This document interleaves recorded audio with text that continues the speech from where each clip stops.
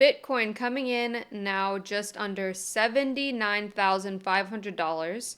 So we have actually had a 90-day low with Bitcoin today, and everyone is freaking out on X. So many bears everywhere. Literally everything down my timeline is just FUD, and everyone is freaking out right now. I'm not as freaked out. I don't know if because I've been in the space for a long time, since January 2017 is when I first found out about Bitcoin. So let me know in the comments when you first found out about Bitcoin. But yeah, I don't know. I guess when you go through a couple cycles, you're not as freaked out when you see these lows. And it still looks like the community overall is bullish because we have 79% bulls compared to just 21% bears. But I am just seeing a lot of people freak out today. But, we do have something to look forward to. So this Wednesday, we get the CPI report. So that is going to be the Consumer Price Index. So it's going to be March 12th when it's released. And basically, analysts expect it to come in at 2.9%, which is down a little bit from January's 3%. So that would be somewhat bullish for Bitcoin, but pretty neutral. We'd probably just continue to see that sideways action. But if we come in below 2.9%, like 2.8%, that would be a lot more bullish, in my opinion, for Bitcoin. So hopefully we do see that number, 2.8% or even lower would be great, but I don't think we're going to see it move that much.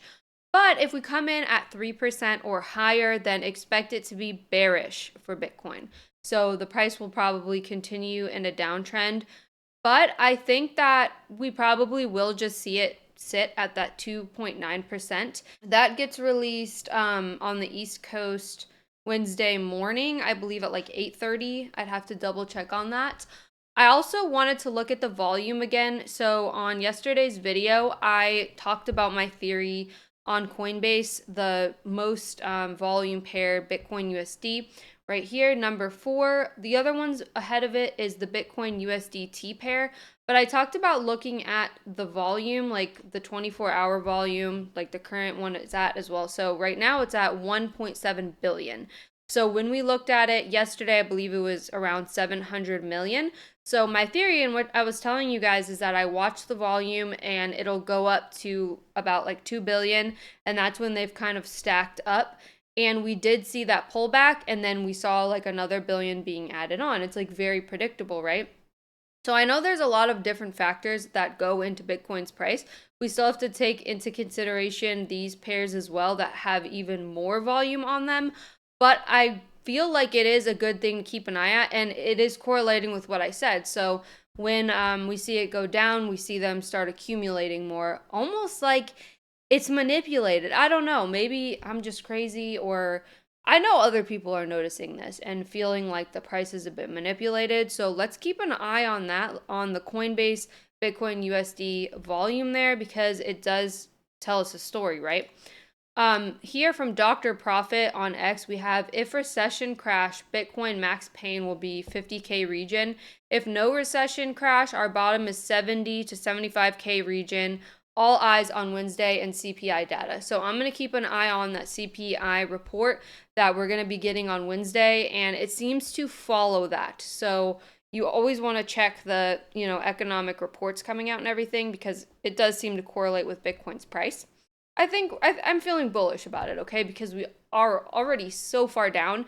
And a lot of people, they're just very bearish, but I don't think that they're really calculating in that we do have so much trading going on that I don't think we're going to stay down here in these levels forever. So David Icke tweets, and I have to keep bringing this up because I just feel like it's very important. I'm not just trying to be a contrarian here, but David Icke, he is very skeptical of what's going on right now with Donald Trump and Elon Musk, particularly because of this AI take and the AI takeover, because it is kind of where we seem to be heading, right? So David Icke tweets, if Trumpers and Muskers could stop hurling abuse for just 2 minutes, they might take time to read this. Well, I did tell you, quote, Elon Musk Doge automating government tasks with an AI chatbot. The AI takeover of government and society has only just begun, and that's the real reason for mass firings. We're winning. And she's like, "Can you please elaborate on the we're winning part?" And sarcasm, right? So he's been saying this, that we're gonna, see all these good things. We're gonna be winning. Elon's gonna be telling us stuff, and Trump, and it's gonna seem good, but that there's this really hidden agenda behind what's going on, which David is predicting that they're going to be, and they have been, just laying a lot of people off, replacing the workers, cutting it down so that I guess AI could kind of take over, instead of humans, right? Because that's always been the worry with AI. And oh, it's going to replace all of our jobs. I mean, people make that comment when they even just see the kiosks in the McDonald's, right? So you don't even need someone to take your order anymore. The self checkouts, and it just kind of keeps heading over in that direction. And now with AI, specifically, even jobs that they might just be computer jobs, desktop jobs, are being taken now probably for AI. And I mean, this is Mr. Tesla, a self driving car, Mr. Neuralink, brain chips, the Starlink, the internet everywhere. So obviously, there's a lot of things that Musk has his hands in that would, go right along with this. We have Trump appointing our AI and crypto czar. So it's not just the crypto czar, it's also we have to add in that AI because Trump wants to be at the top for AI. So I am with David Icke on staying very skeptical of things. But at the same time, I could play the devil's advocate to David Icke too, because I like to see all perspectives. So I could also say, like, what if we're being too skeptical, which, you can never be too skeptical, right? But just devil's advocate of, Trump and Musk saying, like, what if they are really taking over everything with the deep state and kicking them out? And what if we are seeing a better future now because of this and because Trump got in office? We are now seeing too these attacks being done on X, on Elon, these Teslas being put on fire, statements, right? People are kind of coming after Elon, which I'll discuss that a little bit too. But what if things are actually getting worked out and figured out? But it seems like with this, hidden power, Illuminati, elite, whatever you want to call them, the spider web of people, that when you get something great, you also have some sort of hidden agenda behind it. So I can totally see David Icke's take here. And he's completely right to be skeptical, because it's not like we just overtook everything and everything's fixed. There's obviously still bad actors at play here. So this I wanted to bring up too, because Elon Musk actually tweeted this, and I feel like I've seen this video before from James O'Keefe. Maybe it is recent. I do remember with the Black Lives Matter, BLM, they were accused of getting money funneled to them from this Act Blue, which is this Democratic donation website. So this is interesting. Bombshell alert: Maryland grandma exposes Act Blue's dirty little secret. Cindy No, a sweet senior from Annapolis, MD, supposedly donated 1,000 times to Act Blue in 2022. $18,849 total. That's 3 donations a day, every day, all year long. But when OMG asked her about it, Cindy dropped a truth bomb. No, I don't think so. So James O'Keefe went undercover, knocking on doors of elderly donors listed in the FEC records.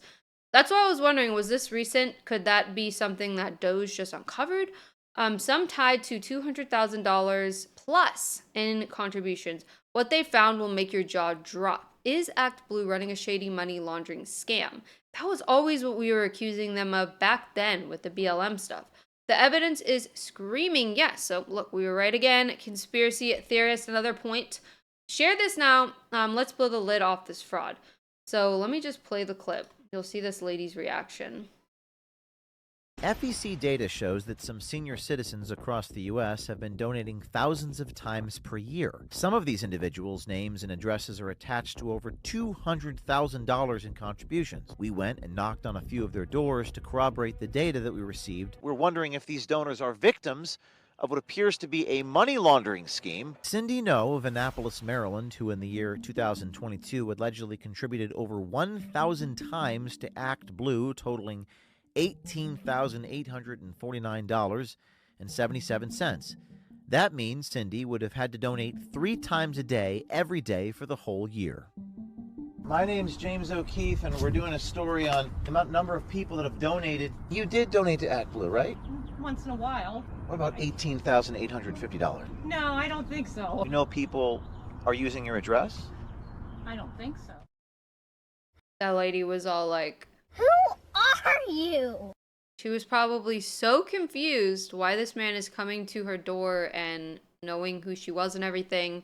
But yeah, someone was like, why is the response so passive? No, I don't think so. Leaves room for interpretation. He was suspicious, Andy, no. And she goes, hey, Andy, love your work. I think it's because she's a Democrat. And she was so shocked.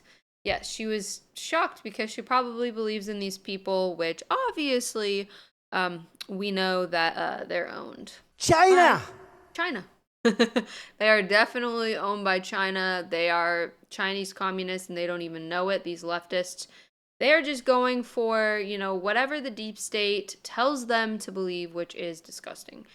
People on X are really annoying me too because we just have a lot of people that come on here anonymously.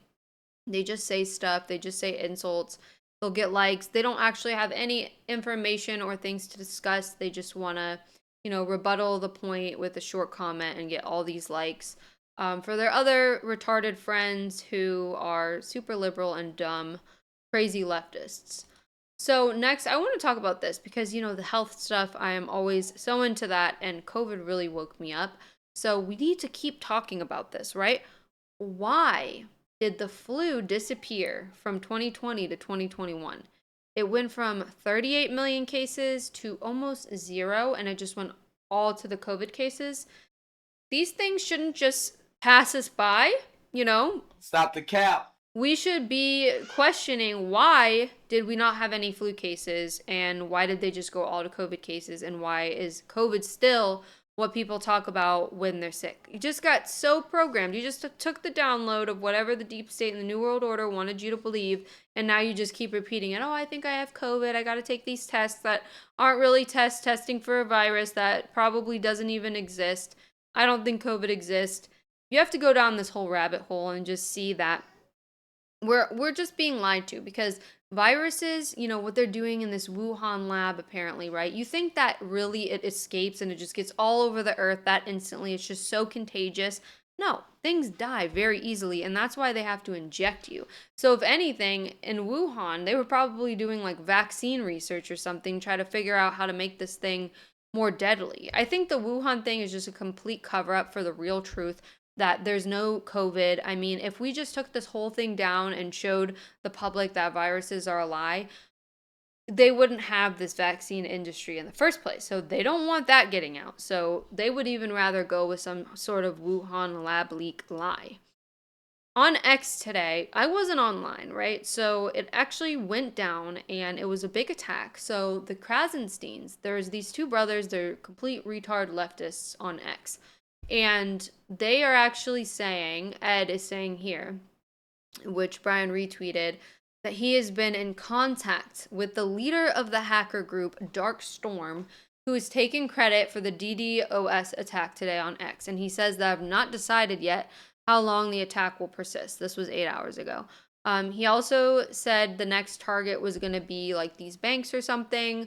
And then Brian retweets it later on, I think, and says the DDoS attack on X has been unprecedented. We've been talking to those who claim responsibility. For now, it appears that X is finally mitigating much of the attack. So it ended up coming back online when I was online, so I didn't have to worry about it.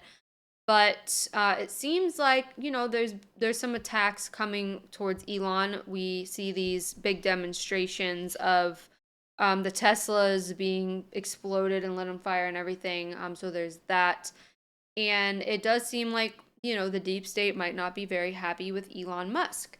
So that's something to keep in mind too when we think about should we trust Elon or not. We know that these people, they like to attack people who are advocating for free speech and covering stories about things that they don't like, etc.